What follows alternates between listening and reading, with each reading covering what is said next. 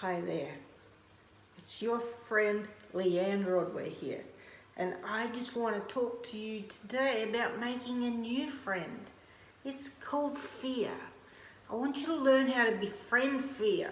It takes courage to make it your real friend. Choosing to be your one true self can be one of the most frightening and challenging decisions you will ever make in your life. A variety of fears can stop you from being your true self, especially around others who may not accept the real you. Learning how to embrace and befriend fear is the best way to handle those tough situations, inner conflicts. And however, it does take courage to be your real self also. So if you're struggling with embracing your real self, consider using the following methods to begin exploring and embracing your fears. Number 1, accept that many things in life are simply out of your control. In fact, everything outside of you is out of your control. Everyone is built differently. If you're afraid to be your real self, this is one of the most important lessons you can learn. When you make the decision to let go of a need to control everything in your life, you can begin embracing your true self. It's where you learn acceptance of all that you can't control. Many people fight against their natural flow so they can act or appear differently. Unfortunately though, this method doesn't work. It simply keeps us stuck. Accept that many factors of your true self are out of your control, as this is the first step toward being real with yourself. Number 2, identify each of your individual fears and get to know them.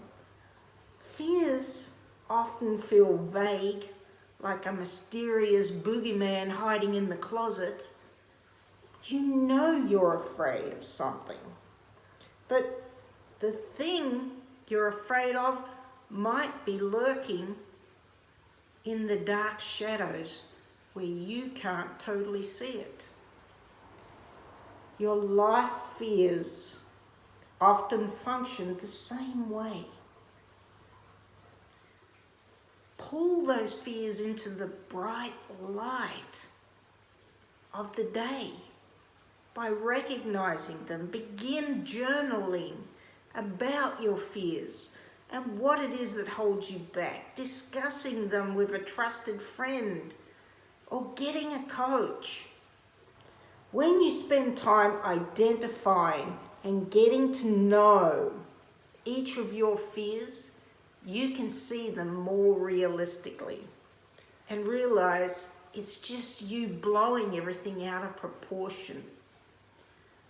Once they're out in the open, these fears lose some of their boogeyman effect when you know that you're up against. It's easier to be courageous.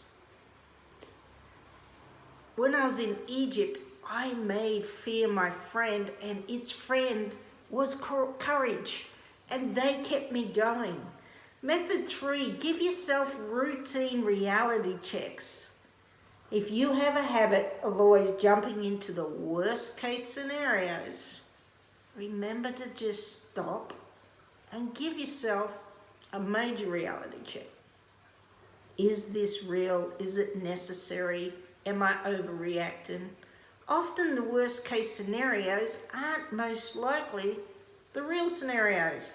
Just because you allow your mind to be consumed with a particular fear, it doesn't mean that fear gets to be in charge. You need to take that power back and claim that. Have an honest discussion with yourself about the probability of your biggest fears.